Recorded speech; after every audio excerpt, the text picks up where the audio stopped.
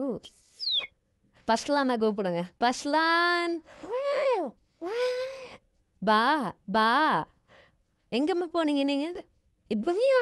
ஓ காலையில் போனோம் நீங்கள் இப்போ தான் வந்திருக்கீங்க எங்கே போனீங்க விடிய காலையிலே சொல்லுங்க ஓ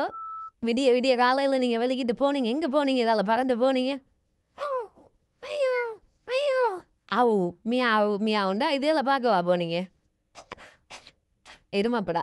உனக்கு இருமல் இருக்கேனே நான் பெனடோல் வாங்கி தரவா